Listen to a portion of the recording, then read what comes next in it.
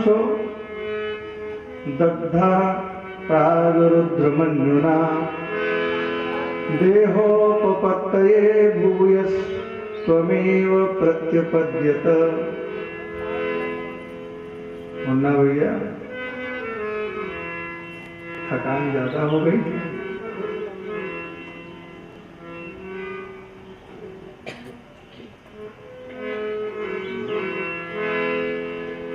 श्रवण रसिक सुनो,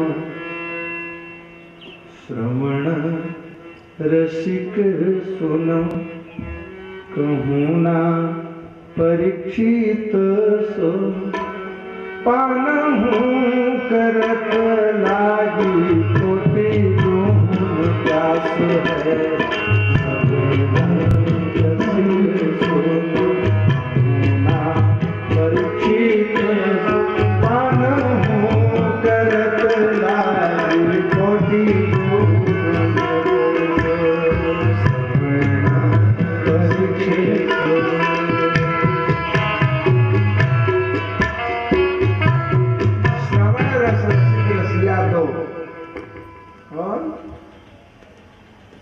भागवत के श्रवण रसिया है श्रीमान परीक्षित जी। श्रवण करते जा रहे हैं, रस पीते जा रहे हैं और प्यास बढ़ती जाती है। श्री प्रियादास जी महाराज भक्तमाल में लिखते हैं, श्रवण रसिक कहूँ सुनो ना परीक्षित से, पानहु करत लागे। भागवतामृत पान कर रहे हैं और प्यास करोड़ गुना बढ़ रही है। गुरु जी फिर क्या हुआ, इसके आगे क्या हुआ गुरुदेव? या तो श्री राम रसिक रसिया कौन है? श्री हनुमंतलाल महाराज। क्या है? प्रभु चरित्र देखो रसिया, राम लखन सीता मन बसिया। प्रभु चरित्र अब चलें देखें हम लोग कहाँ पहुंचे। राम कथा के ते अधिकारी, जिन कहाँ सत्संगति अति प्यारी। हम लोगों को भी अधिकार है, लेकिन यदि सत्संग प्रिय हो जाए तो कलुषित हृदय दुनिया के कलमशों से भरा है। तो श्री राम लखन सीता तो हृदय के कौन कहे मन में भी नहीं है। परीक्षित जैसा उत्कट वैराग्य भी नहीं है। श्राप मिला और फिर यत्किंचित सोच विचार नहीं किया। वही श्रृंगेरी से लौट करके हस्तिनापुर नहीं आया। शुक्रताल मुजफ्फरनगर में पहुंच गए और श्री भागवती कथा का आधान कर लिया। चले तो हम लोग पूर्व प्रसंग में चर्चा श्रवण कर रहे थे भगवती रुक्मिणी का पाणी ग्रहण संस्कार और भगवान का प्रथम विवाह। विवाह के बहुत काल बीत जाने के बाद भगवती रुक्मिणी ने एक बेटा जन्मा। आप सभी जानते हैं, जगत प्रसिद्ध है, जब कामदेव को भगवान शंकर ने अपने तीसरे नेत्र से दग्ध किया, जलाया, तो माता रति रो पड़ी। भगवान शंकर तो आशुतोष हैं, बड़ी जल्दी प्रसन्न होने वाले। जलाया तो था, लेकिन जब वो भगवती रोने लगी तो भगवान शंकर ने कहा, चलो भाई, द्वापर में तुम्हारी इच्छा की पूर्ति हो जाएगी। जब जदुवंश कृष्ण यावत तेरा प्रतिज्ञान होगा और आकाशवाणी के द्वारा एक विशेष घटना का ज्ञान देवी रति को है। जो भगवान का पुत्र होगा वही दैत्य शंबरासुर का काल होगा।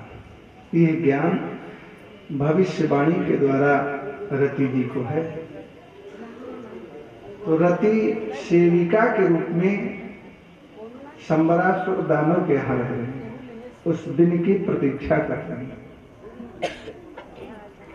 और शंबरासुर को भी ये ज्ञान भविष्यवाणी के ही द्वारा है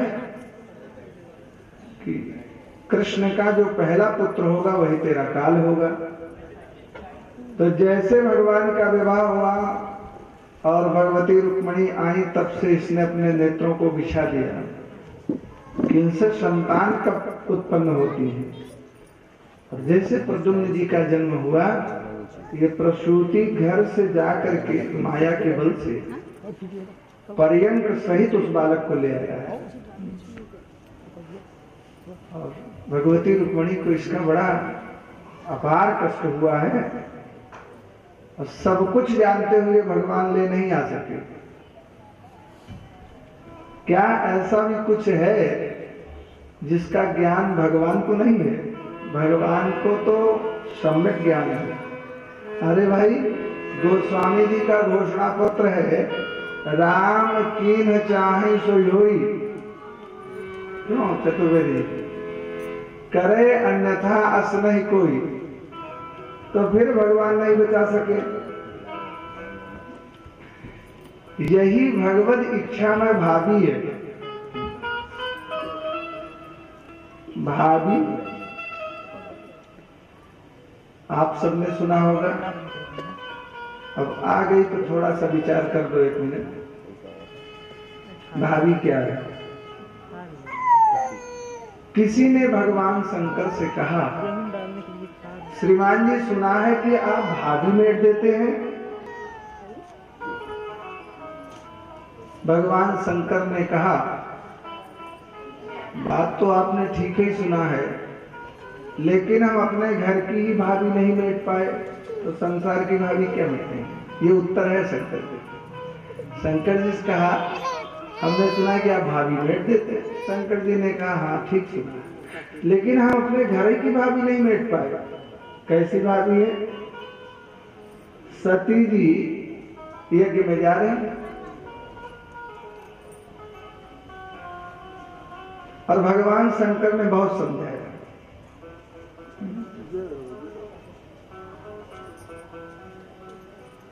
अनेक प्रकार से भांति अनेक शंभु समझावा।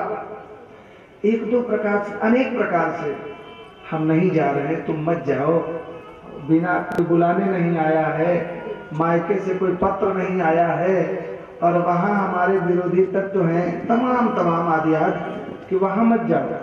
भांति अनेक समझावा, लेकिन कहते हैं भाभी बस न ज्ञान उर आवा। ये भाभी है, सती को जलना था तो ज्ञान नहीं आया, सती चली गई। भगवान शंकर ने कहा, हम अपने घर की भाभी नहीं बैठ पाते। तो सामने वाले ने कहा, समस्या, इसका मतलब गोस्वामी जी ने कबाड़ खाना लिख दिया। क्या लिखा है भाई? उन्होंने लिखा है, जो तप करे कुमार तुम्हारी तो भाभी मेट सके त्रिपुरारी। तो ये गलत है कि ये गलत है? और चक्कर में पड़ गया। तो भाभी को किस रूप में मानस में देखा गया, जरा इसके विचार करें। पहली भाभी क्या है? पहली भाभी प्रताप भानु के कथा में है। पहली भाभी क्या? करी छल सुअर शरीर बचावा, भाभी बस न ज्ञान उर आवा। करी छल, आगे आगे सुअर भाग रहा है। सैनिक उदास हो गए, महाराज रात हो रही, लौटो, क्या चले? और वो सुअर का पीछा करके जंगल में जा रहा। गोस्वामी जी ने कहा कमाल है भाई भाभी का। तुलसी जस भवतव्यता, इसी प्रसंग में दूसरी भाभी, तुलसी जस भवतव्यता, भवतव्यता माने भाभी, तैसे मिलई सहाय, आप न आवई ताहि पे, ताहि तहां लई जा। ये भाभी। जरा तीसरी भाभी देखें। भांति अनेक समु समुझावा, लेकिन भाभी बस न ज्ञान और भाभी जरा देखें कैसी भाभी है। तुलसी नृपति भवतव्यता, बस काम कौतुक लेखई। तुलसी नृपति भवतव्यता, काम कौतुक लेखई।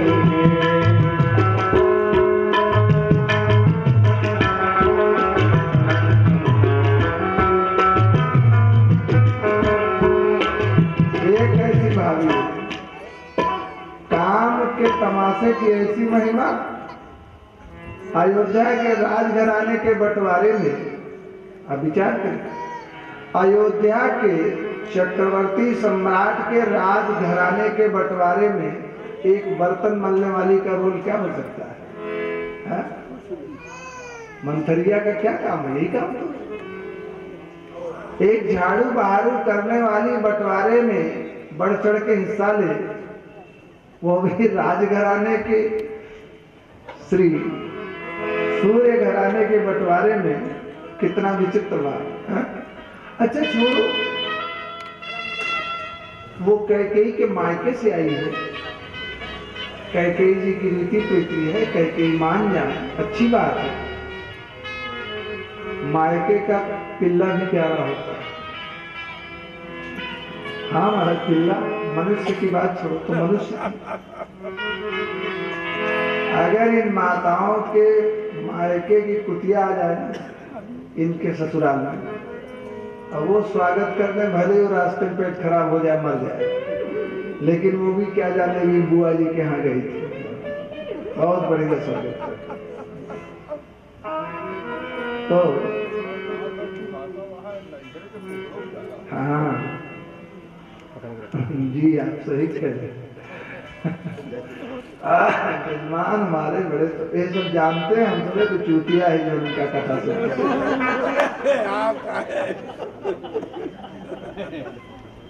ये हमका सब सुना है सर, क्या करें, नौकरी करें नहीं सुनो बैठे,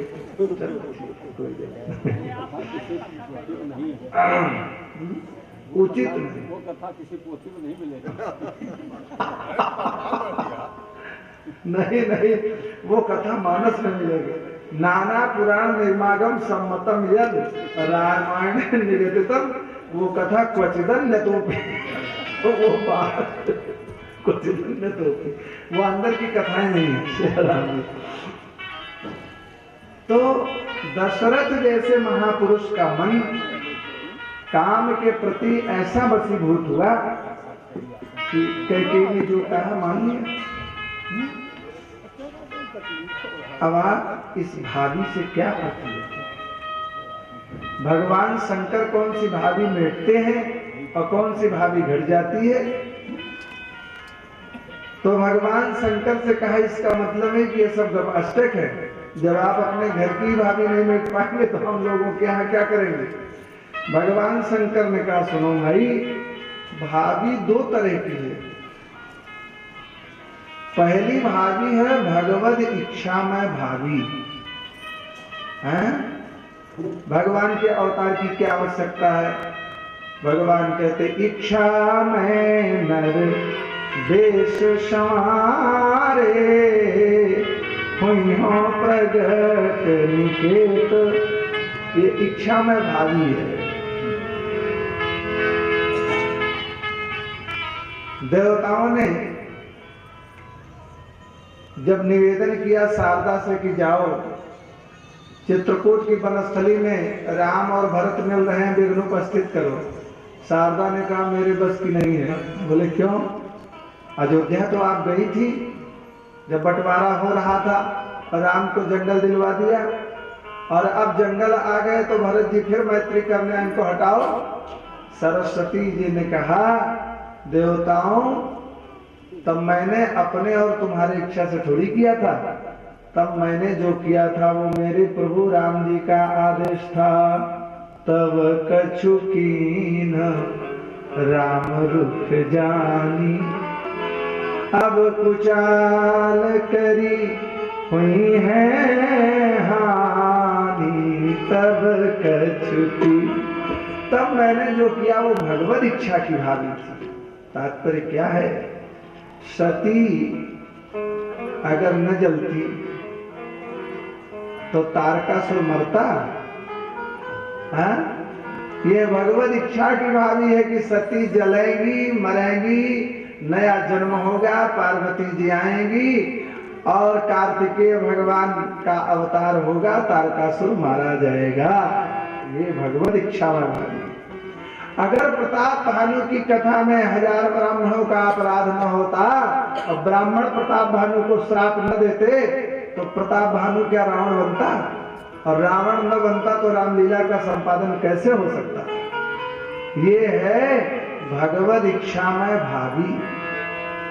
तो देखो भाई, दूसरी भावी है प्रारब्ध भावी। हमारे आपके जीवन का प्रारब्ध है, बड़ा कष्ट चल रहा है,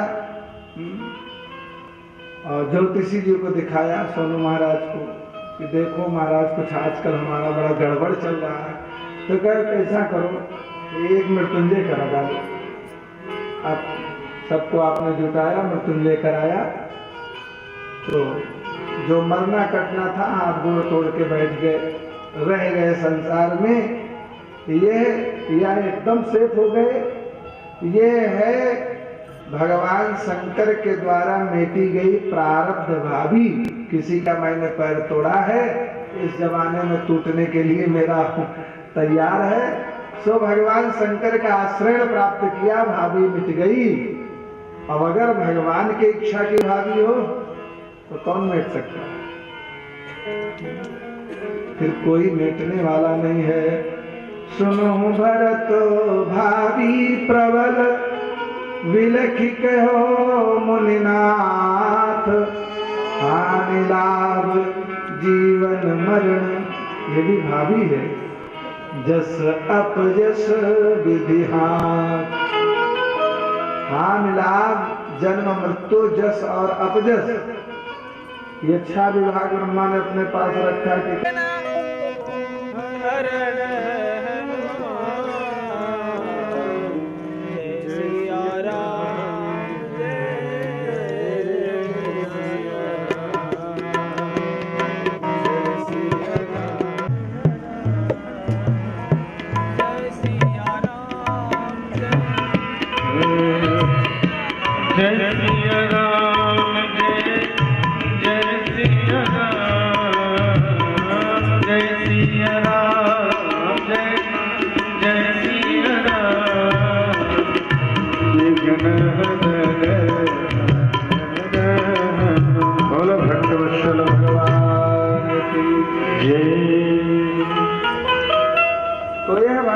इच्छा के भावी है। और संबरासुर को यह भी पता चला कि मछली के पेट से एक सुंदर बालक निकला है हमारा। अब देखो, उसके मन में यद किंचित ये भी नहीं आया कि मैंने किसी बच्चे को पकड़ करके सागर में डाला है, हो सकता है मछली सागर की हो, वही बच्चा हो ना। ये भगवान की माया है। और धाय के रूप में रह रही पालन कर लिया। और संबरासुर की समस्त माया को बताया। तो संबरासुर बड़ा मायावी, कोई मारे तो अदृश्य हो जाता है, इतना माया। तो सारी माया को उस समय रति जी का नाम महात्मा ने मायावती महामायाम सर्व माया विनाशिनी, इसका नाम मायावती जी है। क्योंकि ये माया को जानने वाली है, मायावती है और महामाया का निवेश करने वाली है। महामाया मायावती महामायाम शर माया का नाश। तो जब बच्चा 16-18 वर्ष का हो गया तो एक दिन देवी रति ने काम विकार से उसका हाथ पकड़ा। ये मेरी माँ है, इसने मेरे ऊपर प्रभु आप तो साक्षात नारायण के पुत्र हैं। भगवान ना रति 3 युग बैठी रही अपने पति को प्राप्त करने की प्रतीक्षा में। यह भारतीय सनातन धर्म का अंतस्थ है महाराज, और इसी में भारतीय ललना का गौरव सन्निहित है। सामान्य बात नहीं।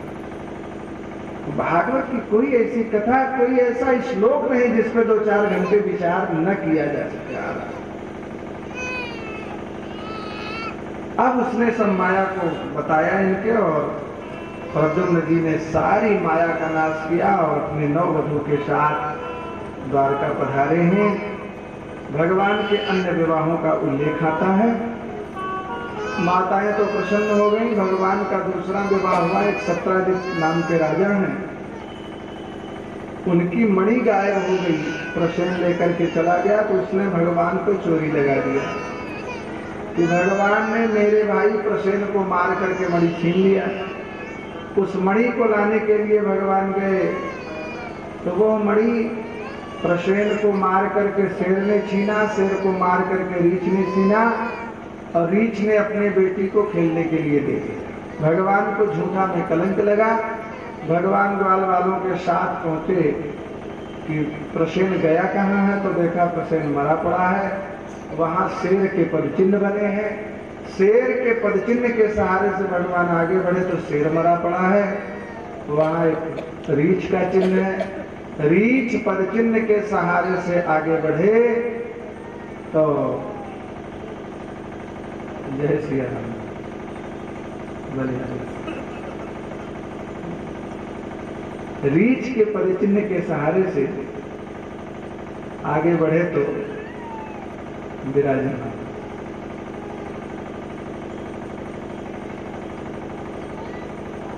जय सिया राम, जय जय सिया राम, जय सिया राम, जय जय सिया राम, राम राम जय राजा राम, राम राम जय राजा राम, जय रघुनंदन जय सिया राम, जय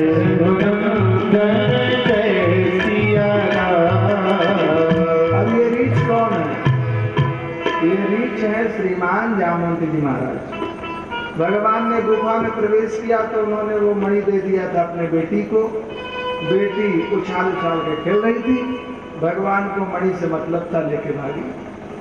अब वो चिल्लाई, बाबूजी हमारे हाथ से कोई मणि लेके जा रहा है।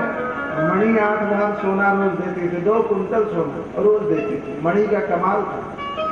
जामवंत ने दहाड़ा, बदमाश भगोड़े बेटी के हाथ से मणि लेके जा रहा है।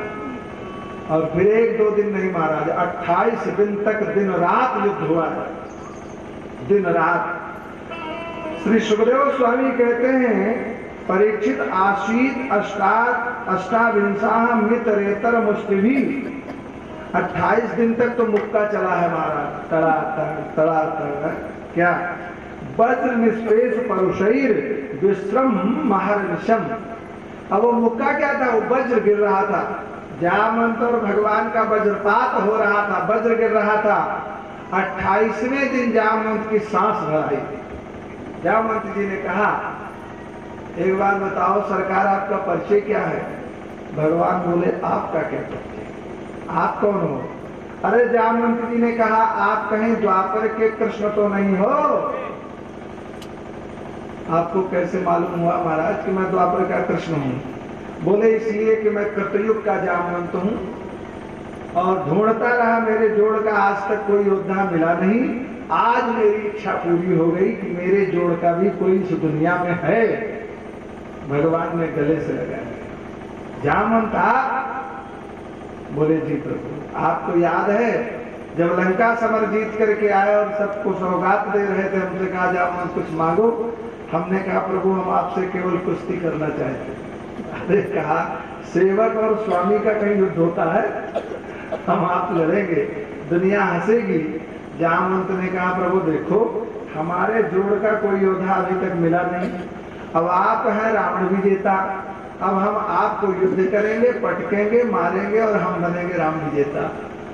भगवान ने कहा जामवंत सेवक स्वामी का युद्ध ठीक नहीं है, इतना युद्ध हुआ तुम्हारी इच्छा की पूर्ति नहीं हुई। जामवंत ने कहा महाराज मैं ढूंढता मर गया, आज तक मेरे जोड़ का कोई योद्धा मिला नहीं। अरे कहा वहां मेघनाथ था, लड़ जाते? कहा मेघनाथ को तो हम एक दिन मारना चाहते थे, विचार किया जब लक्ष्मण को शक्ति उसने मारी तो हमने कहा बस कल का सूर्यास्त ये देखेगा नहीं, अब तो हम पक्का है इसको मारने का निश्चय कर रहे हैं। और महाराज शोक इतना था कि लक्ष्मण जी निश्चेष्ट हो रहे थे, हनुमान जी महाराज जड़ी को गए थे, तो संकल्प हम ले नहीं पाए। और जैसे जड़ी पिलाई गई आरोग्य लक्ष्मण उठे और तुरंत कहा लाओ मेरा धनुष। कहाँ है वो मेघनाथ? अभी मार के गिराता हूं, आज का सूर्यास्त नहीं देखेगा। मेरे प्यारे लक्ष्मण ने संकल्प ले लिया। हमने कहा मेरे रहते मेरे लाडले का संकल्प अधूरा हो जाए, गड़बड़ है सो इसी का पूरा हो जाए महाराज। मैंने कहा आप मार डालते, कुंभकर्ण था, उसी से लड़ जाते जामवंत। जामवंत बोले प्रभु क्या लड़ना था, उससे तो मैं लड़ी जाता। अब समस्या ये थी कि जब मैंने निश्चय किया कि उससे कुंभकर्ण से लड़ा जाए, पता चला ये बेचारा जगा करके बुलाया गया, ठीक से खाया भी नहीं है। हमने कहा मारने की दुनिया कि जामवंत ने मारा, वो बेचारा सो के आया, मार दिया, तो मैंने छोड़ दिया। भगवान मुस्कुराए, बोले ठीक है जामवंत, आप रावण से लड़ जाते। कहा प्रभु यही तो समस्या, उसको मारने का संकल्प आपने ले लिया। तो हमने कहा अब आपका संकल्प कौन अधूरा करे, अब तो आपने रावण को जीता, हम आपको जीतेंगे। भगवान ने कहा जामवंत तुम्हारी शिक्षा की पूर्ति हम द्वापर में, आज प्रभु मेरी इच्छा पूर्ति हो गई। 28 दिन लड़ने के बाद, 28 दिन क्या मानो 28 कल्प बीत रहा है, इस ढंग का युद्ध हुआ है, मानो 28 कल्प। अब पूछा महाराज कैसे दर्शन दिए, क्या कारण, तो बताया हमें झूठा कलंक लग गया, ये मणि के लिए आया था। जामवंत जी भगवान के चरणों में गिरे, प्रभु हम लोग हैं सनातन धर्मी और हमारे सनातन धर्म की मर्यादा है, हम लोग जो धन बेटी को दे देते हैं फिर उस पर दृष्टिपात नहीं करते। अब ये तो मैंने जीत के लाया और बिटिया को खेलने के लिए दे दिया, अब आपको मणि चाहिए तो बस महाराज एक उपाय है, ये बेटी का हाथ पीला करें और हाथ पकड़े, ये मणि दहेज में ले जाए, बेटी भी अपने घर ले जाए। भगवान ने कहा जय शिक्षा। सो ठाकुर जी का दूसरा विवाह भगवती जामवती के साथ। लौट करके आए, जब सत्राजित राजा को मणि दे दिया तो समाज के तो आगे भी मुंह पीछे भी मुंह। अभी तक तो भगवान को गाली दे रहा था, चोर की चोरी नहीं जाती। अरे छोटे थे यार तो माखन चुराता था ये, आजकल द्वारकाधीश हो गया है। अब नहीं कुछ तो बेचारे की मणि छीनवा लिया, और जब मणि मिल गई तो समाज फिर उल्टा बोल, अरे राजा राजा होता है, झूठ में कलंक लगाया बेचारे। भाई पता चला है गुफा में जाके मणि दिया, भला बताओ सत्राजित का मुंह देखने लायक नहीं है। अरे राम राम, छोटे मुंह बड़ी बात, भगवान को इसने चोरी लगाया। अब जहां देखो फिर चौराहे चौराहे बैनर पोस्टर लग गए। सत्राजित परेशान, अर्धरात्रि में भगवान के चरणों में गिर पड़े, प्रभु बताएं सरकार क्या आदेश है। महाराज समाज मुझे बड़ा गाली दे रहा है। बोले तो, बोले जब गाली दे रहा है तो इस गाली को ही पक्का कर लिया जाए। अपनी बेटी है सत्यभामा महाराज, उसको आप स्वीकार कर ले तो ये समाज चाहे गाली दे चाहे आरती उतारे। भगवान ने कहा जैसे इच्छा। तो तीसरा विवाह ठाकुर जी का सत्यभामा जी के साथ संपन्न। चौथा विवाह हुआ भगवती कालिंदी के साथ, सूर्य की बेटी हैं और साक्षात मूर्तिमती होकर के उपासना कर रही हैं। जमुना के किनारे जंगल में, और भगवान और अर्जुन दोनों साथ पहुंच गए जंगल में। ऐसे ही गए थे तो देख लिया कोई ये भक्तिमती देवी 16 वर्षीय क्या कर रही है। अर्जुन को भेजा, जरा पता करो। अर्जुन जी ने उस तपस्विनी को प्रणाम किया, देवी आप अकेले इस जंगल में क्या कर रही हो? उसने कहा, हम कृष्ण को पति बनाने की इच्छा से तपस्या कर रही हैं और साक्षात मैं सूर्य की बेटी हूं, इस जंगल में बहुत दिन से रह रही हूं। कालिंदुवाच अहम देवस्य सवितुः दुहिता पतिमिच्छति विष्णुं वरेण्यं वरदं तपः परममास्थितः। तो अर्जुन मुस्कुरा पड़े, बोले देवी जिसके लिए साधना कर रही वो सामने खड़ा है। और भगवती कालिंदी का परिचय कराया। कालिंदी जी ने वरमाला दिया। चौथा विवाह भगवान का कालिंदी जी। अब भगवान की एक पितृश्वसा है, बुआ हैं, और उनकी बेटी का नाम है मित्रविंदा। मित्रविंदा का समर्पण इनके बुआ जी ने भगवान के साथ ही कर दिया। और पांचवा विवाह ये हुआ। और छठवां विवाह कौशल देश के राजा हैं महाराज नग्नजित। नग्नजित की कन्या का नाम है भगवती नग्नजिती। देवी भागवत के 9वें स्कंद के 43वें अध्याय के 58 मंत्र में ऐसी बात आती है कि भगवती नग्नजिती का प्राकट्य भुवनेश्वरी के दक्षिणांग से हुआ। उस समय इन्होंने भगवान को अपना पति बनाना चाहा। श्री भगवान ने कहा, देवी अभी ये रामावतार की कथा है, अभी तो मैं एक पत्नी व्रत का प्रतिज्ञा संकल्प लिया है, अगले द्वापर में तुम्हारे इस भावना की पूर्ति हो जाएगी। अभी तुम अग्नि की पत्नी स्वाहा बन करके और देवताओं को हविष्य पहुंचाने का काम करो। तो नग्नजिती जी का विवाह साक्षात श्री भगवान के साथ छठवां विवाह संपन्न हुआ। और सातवां विवाह भगवान की एक और पितृश्वसा है, बुआ है श्रुतकीर्ति। श्रुतकीर्ति की बेटी का नाम है भद्रा। श्रुतकीर्ते है सुताम भद्राम उपयने प्रतस्वसो कैकेयीं भातृभृतत्तां कृष्णः शंकरदनादिभिः। इनके भाई शंकरदन आदि ने भगवान के साथ इनका समर्पण कर दिया। और आठवां विवाह है, एक मध्य प्रदेश के राजा हैं श्रीमान लक्ष्मण जी। लक्ष्मण की कन्या का नाम है लक्ष्मणा। सुतां च मद्राधिपतेर लक्ष्मणां लक्ष्मणैरितां स्वयंवरे जहारैकः स सुपर्णः सुधाम इव। अब ये विवाह तो भाई हरण की रीति से ही हुआ है, यहाँ ऐसा लिखा है। और किसी विवाह में कोई हरण भी नहीं हुआ, ये हुआ। वहां बड़े बड़े राजा महाराजा इकट्ठा हुए और लक्ष्मणा भगवान को पति रूप में चाह रही थी, लेकिन इनके भाई लोग विरोध कर रहे थे और किसी राजाओं को उसने चाहा नहीं। भरी सभा में उसने ये कहा कि हे प्रभु मैं आपकी ही हूं। तो भगवान ने, जैसे गरुड़ भगवान ने इंद्रलोक से अमृत का हरण किया था, ऐसे ही भगवान ने भरी सभा में देवी लक्ष्मणा का हरण किया और लाकर के विवाह द्वारका में संपन्न हुआ। ये भगवान के 8 विवाह गिनाए गए। इसके अलावा एक महाराज भौमासुर नाम का राजा है, इंद्राणी के कुंडल और इंद्र के छत्र का हरण कर ले। इसका नियम है, ये पृथ्वी का बेटा है, राजाओं के यहाँ चढ़ाई करता, उनके बेटियों का हरण करके ले आकर के अपने कैद खाने में बंद करता। इसकी प्रतिज्ञा है, इनकी संख्या जब 21,000 हो जाएगी तो एक ही दिन में विवाह संबंध स्थापित करेंगे।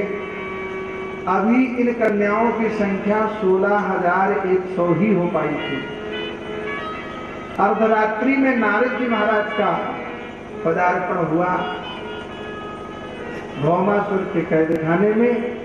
ये समस्त देवियां नारद के चरणों में गिरकर के रोने लगी। हे देवर्षि, आपने तो भगवान का भी बाण लगा तो जयंत का मंगल कर दिया। और हम इस दुर्दांत भौमासुर के कारागार में हैं, तो क्या हम लोगों के छूटने का कोई उपाय नहीं है? नारद जी ने वही समस्त 16,100 देवियों को मंत्र दे दिया अर्धरात्रि में। बड़ा प्यारा मंत्र है। कोई कैद खाने में बंद हो तो इस मंत्र का अनुष्ठान करे, करके देख लेना, हमारा छूट जाएंगे। जेल में कोई बंद हो, कृष्णाय वासुदेवाय हरये परमात्मने प्रणतः क्लेशनाशाय गोविंदाय नमो नमः। अब इन समस्त देवियों ने इसका अनुष्ठान आरंभ कर दिया। इधर तो मंत्र बता दिया, नारद तो नारद अबाध गति। और दूसरे दिन ठाकुर जी के यहाँ पहुंच गए। जय जय लाल जी की, द्वारका में ही रहेंगे कि बाहर चलेंगे प्रभु? ये क्या हो गया? अरे राम राम राम राम अनर्थ हो गया। अब इस दुनिया में आपका कौन मंत्र जपेगा? अरे भगवान ने कहा नारद जी क्या हुआ, कुछ बताओ ना। अरे राम राम राम। अब नारद जी यहाँ झूठ बोल रहे, यद्यपि नारद झूठ नहीं बोलते हैं, लेकिन किसी का कल्याण करना चाहें तो ये संत भी झूठाश्रय लेते हैं प्राणी के मंगल के लिए।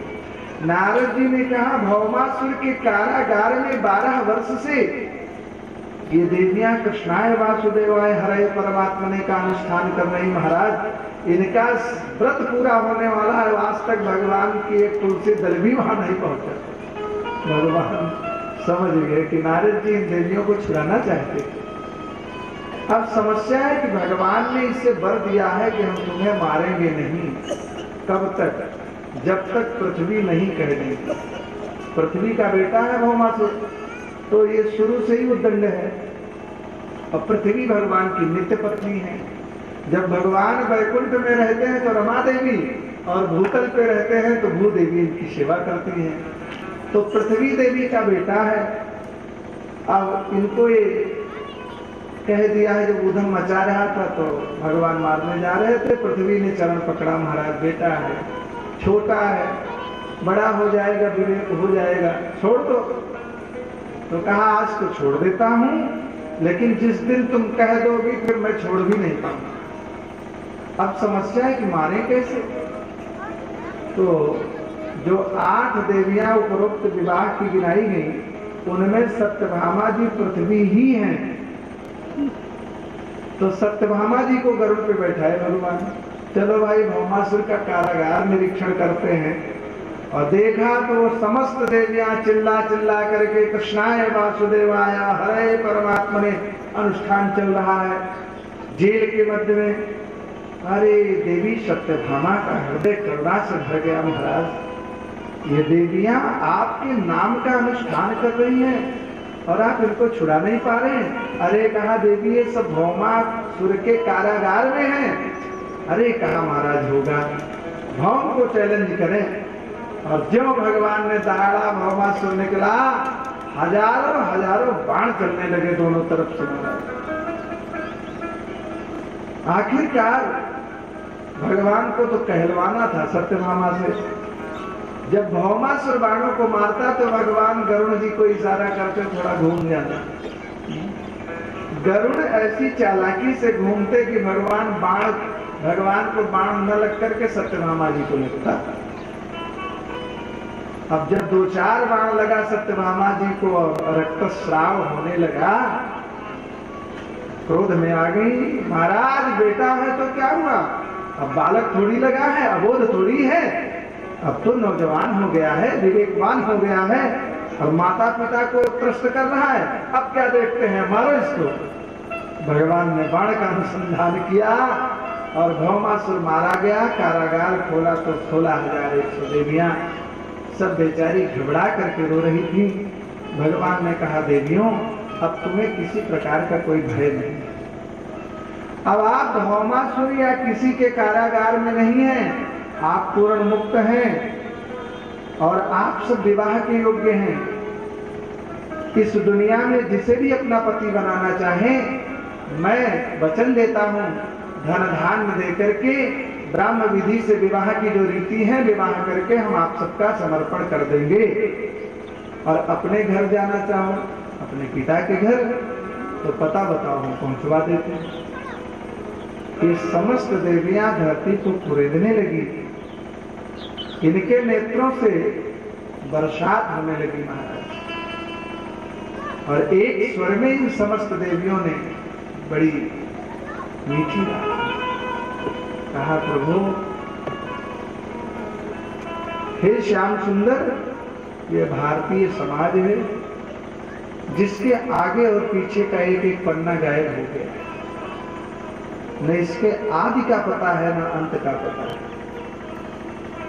अब यह भारतीय समाज मुझ परित्यक्त कन्याओं को स्वीकार करने वाला नहीं है। हम अपहृत हैं, जेल में रही है महाराज। मुझ कन्याओं पर अब यह समाज विश्वास करने वाला नहीं है। हे श्याम सुंदर, अब हम आपके चरणाश्रय को छोड़ के कहां जाएं? उदार चेता भगवान ने इन सबको स्त्री का दर्जा दिया और सबके साथ एक ही दिन में पाणी ग्रहण संस्कार किया। अब भगवान के विवाह हो गए 16,108। इसका बड़ा भावभीना रस भरा है इसमें। इस विवाह का बड़ा भावभीना मर्म है। क्या है? जो आरंभ में 8 विवाह गिनाए गए, वह भगवान की अष्टधा प्रकृति है। आप उसे जन सामान्य लीला से न देखें। अष्टधा प्रकृति ही भगवान की 8 पट रानियां हैं। गीता जी ने गाया, भूमिरापो नलो वायो खम मनो बुद्धिरेव च अहंकारम इति यम्मे भिन्ना प्रकृतिरिष्टधा। पृथ्वी जल तेज वायु आकाश, अहंकार मन बुद्धि चित्त, ये अष्टधा प्रकृति ही भगवान की 8 पट रानी है। श्री वेद भगवान में 1,00,000 मंत्र हैं। 1,00,000 मंत्रों में 80,000 मंत्र साक्षात कर्म कांड के, 16,000 मंत्र उपासना कांड के और 4,000 मंत्र ज्ञान कांड के। तो कर्म कांड ज्ञान कांड से भगवान का कोई मतलब नहीं। उपासना वाले भगवान के करीब है, उपसमीपे धातु है, उपासना शब्द उसी से निर्गत होता है। माने भगवान के समीप में बैठने का नाम ही उपासना है। तो जो 16,000 मंत्र उपासना कांड के हैं, ये मूर्तिमान होकर के भगवान की 16,000 पत्नियां हैं। 100 की संख्या में हमारे यहाँ उपनिषद है, ये भी भगवान के समीप। निषिद्ध माने बैठना, उप माने समीप में। तो भगवान के समीप में बैठने वाले उपनिषद हैं, इनकी संख्या 100 है। तो 16,108 यही भगवान की रानी है। अब सबसे बड़ा विशाल परिवार भी चल रहा है। किसी से 2 बच्चे, किसी से 4 बच्चे, अभी तो पैदा ही हो रहे महाराज, किसी से 10-5। अब बड़ी विचित्र स्थिति है। जिसके घर में एक पत्नी है, प्रायः सनातन धर्म का यही नियम कि एक ही पत्नी है। भगवान न करे किसी के 2 हो, कैतिक परिस्थिति में हो जाता है। तो जिसके एक पत्नी है, झगड़ा तो उसके यहाँ भी होता है नहीं? झूठ बोल गवाही करवा दें। ये पहले श्रोता हमको मिले हैं जो झूठ बोल रहे हैं। हाँ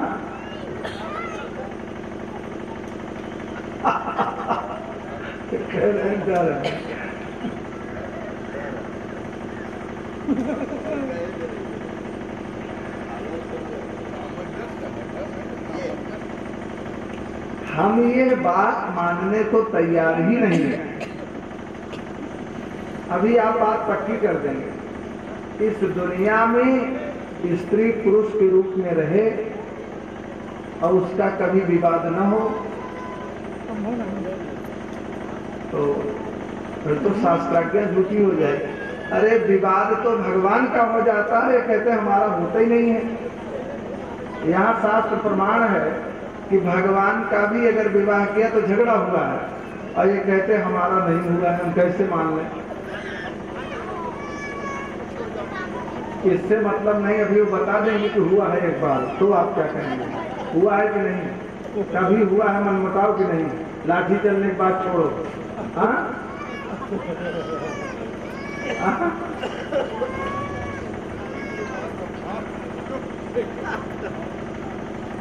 सुरेंद्र मानने तैयार नहीं। हाँ? यही तो वैवाहिक जीवन का दुर्भाग्य है। आप इसको सुख मान रहे हैं? अरे पति पत्नी का झगड़ा न हो, यही सबसे बड़ा दुर्भाग्य है महाराज। अरे आप मत पकड़िए, हम आपसे पकड़वा नहीं रहे। शास्त्राज्ञा है पति पत्नी के जीवन के प्रेम का परिपाक तब तक नहीं होता है जब तक प्रेम वामांगी न हो। तात्पर्य ये है कि झगड़ा तो होना आवश्यक है, होता ही है। आपका नहीं हुआ अच्छी बात है, अब करके देख लेना। अब होए अब होए भागवत पूर्ण भय बाद ये समझ नहीं, हम नहीं कह रहे हैं, शास्त्राज्ञा है तो कहना पड़ेगा। गृहस्थ जीवन के प्रेम का परिपाक तब तक होता ही नहीं है जब तक प्रेम वामांगी न हो। तात्पर्य ये है कि स्त्री पुरुष का झगड़ा भी होना आवश्यक है। अब ऐसा झगड़ा न हो कि मामला जो है वो सदर तहसील पहुंच जाए, मुकदमा दर्ज हो जाए, तलाकनामा हो जाए, तो गड़बड़ है। अब झगड़ा हुआ अभी दोपहर में और रात 10-11 बजे तक बोलचाल हो जाए, शाम को झगड़ा हुआ, 2 दिन मन मुटाव रहा, तीसरे दिन बोलचाल हो जाए। अब ये कि नहीं झगड़ा हो गया, मैं मैके चली जाऊंगी, तुम देखते रहिए, तब तो गड़बड़ हो जाएगी। लेकिन झगड़ा तो होना ही चाहिए, होता ही है, होगा ही, उसको कौन रोकेगा? झगड़ा तो भाई परम आवश्यक है। अब ये कि झगड़ा ऐसा न हो कि वो गांव के प्रधान जी आ जाए पंचायत करने, सब तो गड़बड़ है। हमारे गुरु जी एक कथा ये भी सुनाते हैं कि पति पत्नी का झगड़ा हो गया, तो उस समय हरभजन त्रिपाठी जी सिटिंग प्रधान थे, तो उनको भैया भाभी की झगड़ा शांत करने जाना, प्रधान थे तो जाना पड़े, विवश थे, क्या कर। तो छोड़ो, ये लंबी बात हो रही है। तात्पर्य ये है कि झगड़ा तो शास्त्राज्ञा है, होना चाहिए वैसा झगड़ा हो जाए कि जिससे ऐसा मनमुटाव बन जाए कि सारा मोहल्ला जान जाए और मार के ससुराल वाले जान जाए और उधर सेकंड शादी रचाई जाने लगे, तब तो गड़बड़ है। अब ये कि झगड़ा शाम को हुआ, सुबह पट गई, 1-2 दिन में ठीक ठाक हो गया मामला। चलो अमेठी श्रोता है, कथा अमेठी की सुना देते हैं कि गए, चलो कोई बात नहीं, तो हम सुना तो देते ही। पति पत्नी में झगड़ा हो गया, बोल चाल बंद। झगड़ा हुआ तो पहला काम बोले चाल बंद, अब बोल चाल बंद हो गई। अब समस्या है कि बच्चे बाहर रहते हैं, पति पत्नी 2, और घर में रखा है 2 की संख्या में गाय, वही उनके जीवन का पाथेय आधार है। चाहे उसी गाय को बच्चा कह लें, चाहे बाप कह लें, गार्जियन के जो कह लें, जब कहीं से खाली रहते हैं तो उसी सेवा में लगे रहते हैं बेचारे। अब हो गया झगड़ा, पति पत्नी में बोलचाल बंद। अब समस्या है कि 3 बजे चारा कौन दे, 5 बजे लगावे कौन, बोलचाल है ही नहीं। तो पति जी गए, बरसी मरसी काट के ले आए, चारा मशीन के पास रख दिया और कह रहे हैं कोई चारा लगा दे तो हम गाय को तो चारा दे ही देंगे। बोले कैसे? झगड़ा। तो पत्नी जी कह रही हैं हम तो तैयार बैठे हैं, कोई खींचेगा तो हम लगा ही देंगे। काम सब हो रहा है, बोलचाल नहीं। चारा कट रहा है, कोई भूसा ले आकर के डाल देगा तो हम तो गाय को दे ही देंगे। तो क्या हम तो भूसा ला ही रहे, कोई मिला के दे तो सही। बोल चाल काम सब चल रहा है। तो अब धीरे धीरे जब गौ माता ने भोजन आदि कर लिया तो पत्नी कह रही हैं कि कोई बछड़ा छोड़े तो गाय तो हम दो ही देंगे। तो पति जी कह रहे हैं हम तो काफी देर से इसी का इंतजार कर रहे हैं, कोई दुहे तो हम बछड़ा छोड़ ही देंगे। अब काम तो सब हो रहा है, बोल चाल बंद। अब ये लीला 2-4 दिन चली। ठंडी का महीना था तो दोनों प्राणी अलाव ताप रहे थे। संजोग से पति जी की धोती में आग लग गई। अब बोल चाल है ही नहीं है, इससे कहा कि बरता बचावा पानी नहीं। कौन अब सरेंडर करे, कौन पहले बोले। अब आग लगी है, पत्नी है तो देखा भी नहीं जा रहा। तो वहीं गाना गा रहे हैं, किसी की धोती जले तो मैं क्या करूं, किसी की धोती जले तो मैं क्या करूं, मैं क्या करूं राम, मैं क्या करूं राम, मैं क्या करूं, किसी की धोती जले तो मैं क्या करूं, किसी की धोती जले तो मैं क्या करूं। अब ये तीर कहाँ आ रही है, वो समझ गए कि धोती में हमारे आग लगी है। बताया 2-4 दिन में किसी ढंग से मामला शांत। अरे भैया जिसके घर में एक है वहां भी झगड़ा होता है। अब इनके यहाँ तो नहीं होता है, लेकिन ये असली बात तो ये नहीं है, हम मान सकते ही नहीं। तो झूठ बोला। आज तक मुझे 319 कथा मैंने की, आज तक कोई श्रोता ऐसा मिला नहीं जो कहा महाराज कबो तो हो ही यार, एक कबो नहीं। शाम को हम पूछेंगे। श्रोता वक्ता, हाँ श्रोता, एक श्रोता थे वक्ता। महाराज जी झगड़ा अगर जब एक बार चुप हो जाते तो नहीं होती हो भाई। अब भगवान की तो 16,108। अरे महाराज एक घटना हम आपको राजस्थान की बतावा। 93 की घटना है। उस बार सावन भादों में अधिक मास पड़ा था, तो हम जगत गुरु शंकराचार्य जी की सेवा में थे। तो जहाँ रुके थे वहाँ से पाकिस्तान की सीमा 17 किलोमीटर है मात्र। फलोदी लास्ट तहसील है जोधपुर की, लटियार देवी का मंदिर है, उसी भरोसे सब रहते हैं और वहाँ हम लोग नित्य दर्शन करते। तो जहाँ आवास दिया था उस स्थान का नाम था वेद भवन, महात्मा का स्थान था। बगल में वेद गौशाला थी और उसके बगल में कोतवाली थी और वेद भवन के इस बगल में एक मारवाड़ी सेठ का, ये मोतीलाल भोरा जी भी वहीं के हैं, इनका घर अभी टूटा फूटा वहीं पड़ा है। तो वहां मारवाड़ी जी के संयोग से कोई बच्चा नहीं हो रहा, तो ज्योतिषियों ने सलाह दिया कि दूसरी शादी कर लो। तो दूसरी शादी कर लिया। स्वाभाविक रीति से जब दूसरी शादी किया तो कुछ रीति प्रीति उसके प्रति ज्यादा हो गई। अब दोनों देवियां लड़ने लगी आए दिन। मोहल्ले वालों की नींद हराम हो गई। मोहल्ले वालों ने कहा भाई ये ठीक नहीं, हम लोग दिन भर काम करें, आप लोग सारी रात लड़ाई करते हो तो हम सोए करते, इसकी एक पंचायत कर लो, नियम बना लो, क्या मामला है।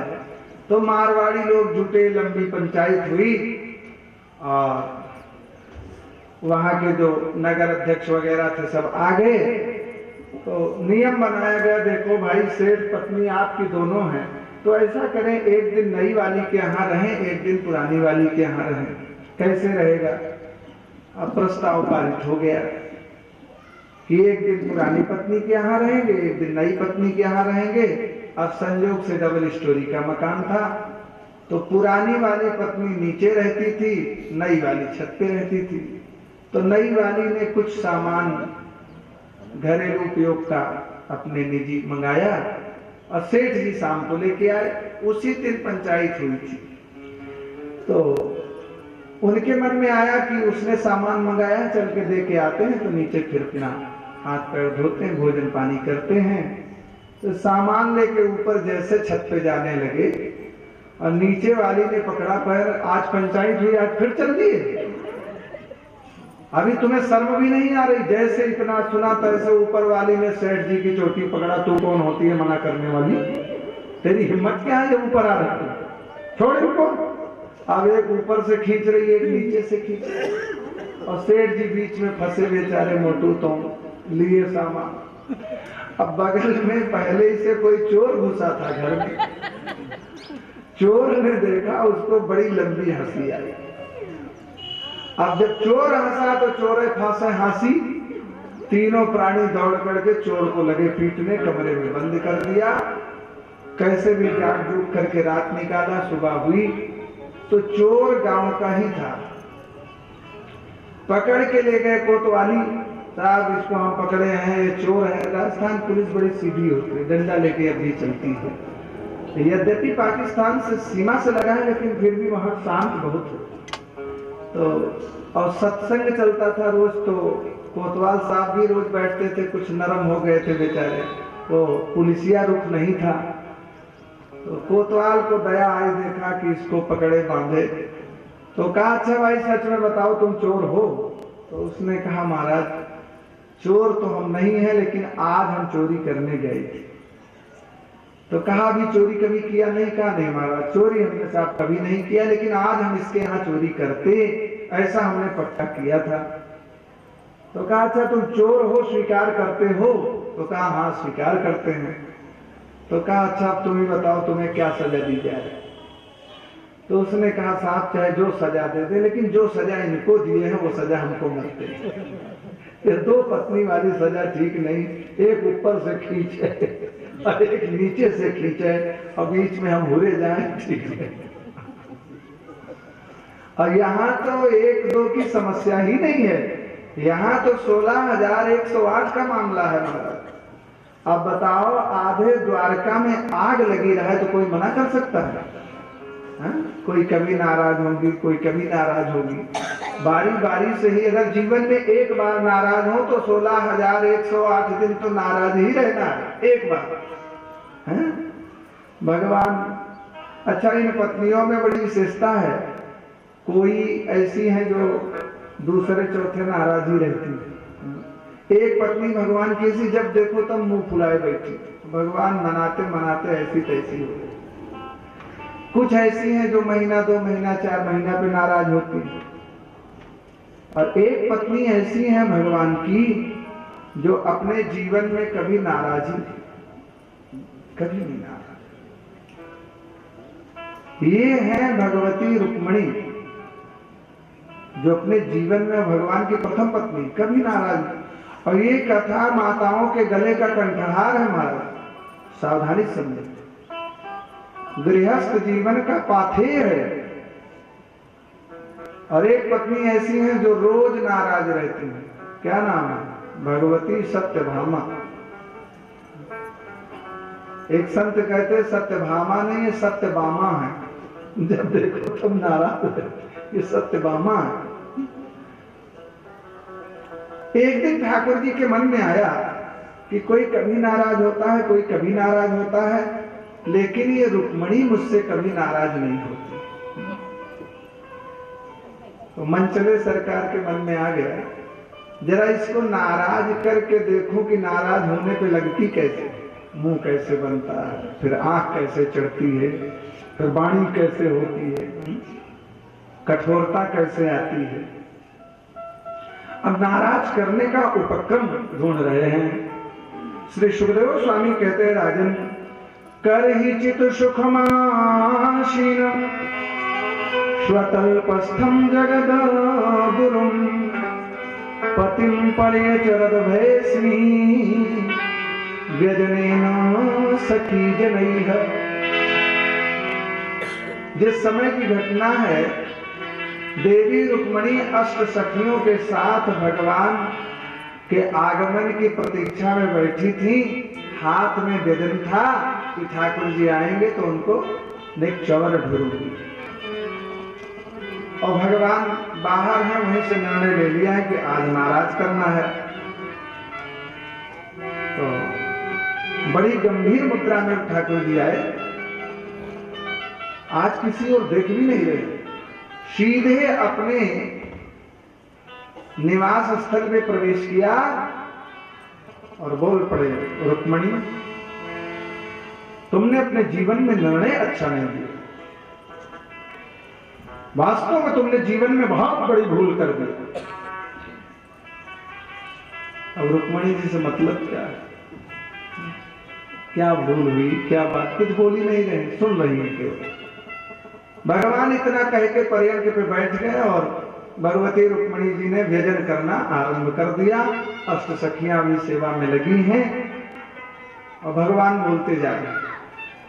सुखदेव स्वामी कहते परीक्षित आश्चर्य है, ठाकुर जी बोलते जाते हैं, आंखों से देखते जाते हैं, कुछ नाराज नाराज हो रही है कि नहीं, आंख भाव चढ़ रही है कि नहीं। और आज जैसी झांकी दोबारा भागवत में देखने को नहीं मिलेगी। श्री वल्लभाचार्य महाराज कहते हैं यहाँ पर ठाकुर जी ने अपना दो स्वरूप बनाया है। एक स्वरूप से तो रुक्मणी को नाराज कर रहे हैं और एक स्वरूप से रुक्मणी के नाराज होने पे बचाने में लगा है। चतुर्भुज स्वरूप है, दो हाथ तो एक्शन में लगे हैं, नाराज हो रही कि नहीं, और दो हाथ सुरक्षा में लगे हैं, गिरने न पावे, चोट न लग जाए। क्या स्नेह है, कुछ नाराज नहीं हो रही है। अरे रुक्मणी तुमने जीवन साथी का निर्णय लिया और वो भी इतना गलत कर लिया। अरे राम राम राम, अरे भाई हमारा और तुम्हारा जोड़ा ही कहाँ है। और रुक्मणी जी चुप है, क्या मतलब, बोल रहे हैं। भगवान बोले राजपुत्र क्षिता भूपे लोकपाल विभूति भी महानुभावै है श्रीमद ही रूपोदार्य बलोर्जित है। अरे भाई कहाँ तुम राजकन्या और कहाँ मैं गैया चराई हमारा, वास्तव में हमारा तुम्हारा क्या जोड़ है। रुक्मणी तुम राजा भीष्मक की कन्या, बड़े बड़े राजा आकर के भीष्मक महाराज के यहाँ सलामी करते और ऐसे बड़े घराने की बेटी ने इतना गलत निर्णय ले लिया, विवाह किया सो एक चरवाहे के साथ। आंखों को घुमा के देखा, कुछ एक्शन वैक्शन हुआ, बोले कुछ नहीं, वहां तो पंखा चल रहा है। जब कोई एक्शन नहीं हुआ तो अगली बात कहेंगे, अरे भाई मैं जानता हूं, पंडित जी लोग जाकर के बड़ा ऐसा गान करते होंगे ना, कृष्ण बड़ा सुंदर है। रुक्मणी भूल तो तुमने यहां भी किया। अरे भाई कहां तुम गौर वर्णा अत्यंत सुंदरी और कहां मैं करिया कनुआ काला कलूटा। मेरी माँ तो जब ज्यादा प्रसन्न होती है तो मेरा कान पकड़ती बुलाती, कनुआ आ गया री में। वास्तव में हमारा आपका जोड़ा ही कहां है। रुक्मणी जी कोई उत्तर नहीं देते। समझ गया रुक्मणी। पंडित जी लोगों ने कहा होगा कि कृष्ण बड़े बलवान हैं। अरे रुक्मणी भूल तो तुमने यहां भी किया। मेरे बल पराक्रम को कौन नहीं जानता है।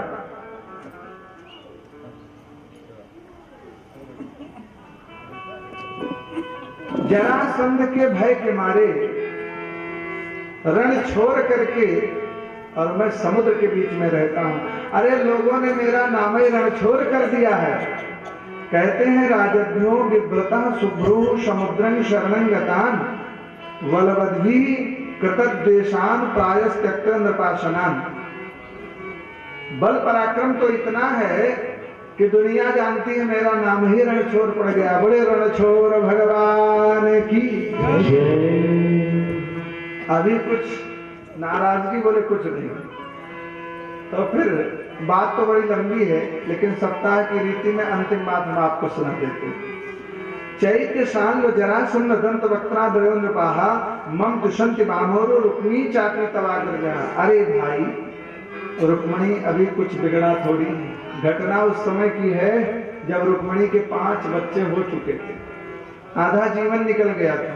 क्या अभी कुछ बिगड़ा थोड़ी है? आपका भाई रुक्मी चाहता था कि तुम्हारी सगाई शिशुपाल से हो, और सही है, बेचारा बैंड बाजा लेके आया भी था। दंतवक्त विदुर जरासंध आदि कहते चैत साल्व जरासंध दंत वक्त्रा दयो नृपा, ये सब बराती भी आए थे।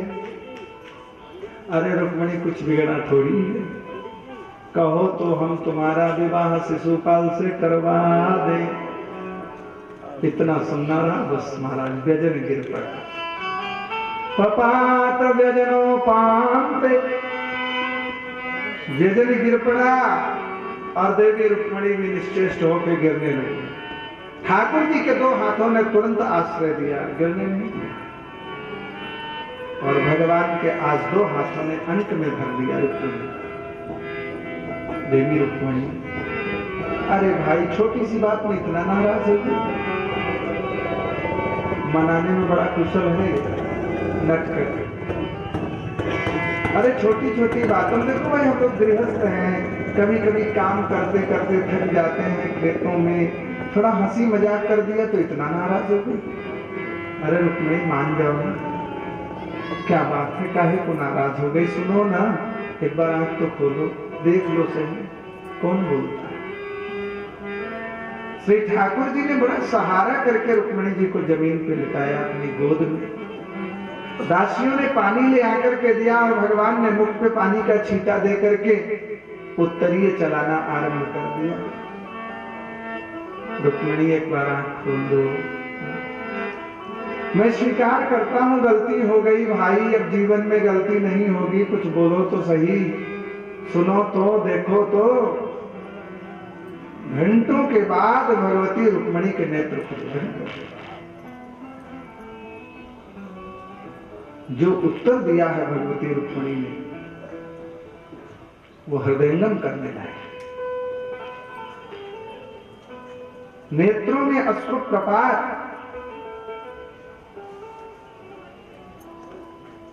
वाणी में रुग्णता। स्वामी आप तो सत्य ही कह रहे हैं, वास्तव में हमारा आपका जोड़ ही कहाँ है, आप तो बिल्कुल सत्य कह रहे हैं। प्रभु, मैं कहाँ साधारण सी राजघराने की बेटी और कहाँ आप राजाओं को भी राजा बनाने वाले श्री श्री द्वारकानाथ। बोले द्वारकाधीश भगवान की जय। वास्तव में प्रभु आप सत्य कह रहे हैं, हमारा आपका जोड़ कहाँ? हे प्रभु, आप कहते हैं काले और गोरे, तो काला और गोरा तो ये शरीर होता है। जीव ना तो काला होता है ना तो गोरा होता है। आप सच कह रहे हैं प्रभु, हमारा आपका जोड़ कहाँ है? कहाँ आप साक्षात पूर्ण ब्रह्म परमेश्वर और कहाँ मैं साधारण सी जीव। आपने अपने हाथ से इस जीव का हाथ पकड़ लिया है। यह तो भगवान आपकी करुणा कृपा ही है, वास्तव में हमारा आपका कोई जोड़ नहीं। आगे कुछ बोल सके कि भगवान के आंख बह सके। अश्रु प्रपात होने लगा, रुक्मणी क्षमा कर दो। अरे भाई, सभी को मैंने नाराज होते हुए देखा, तुम्हें कभी नाराज होते नहीं देखा था।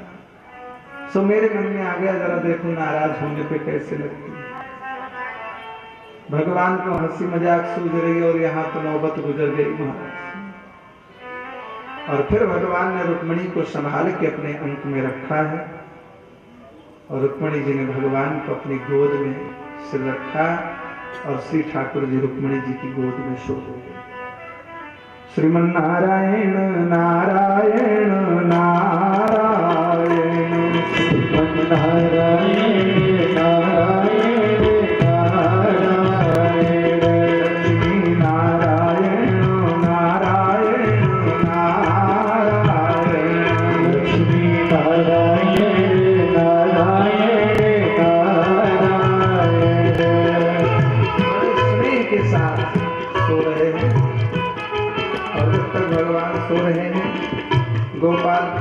छठ लीला में हम लोग भी थोड़ा सा आनंद ले लें। मेरा गोपाल गिरधारी जमाने से निराला है। मेरा गोपाल गिरधारी जमाने से निराला है। मेरा गोपाल गिरधारी जमाने से निराला है। मेरा गोपाल गिरधारी जमाने से निराला है। रसीला है रसीला है न गोरा है न काला है।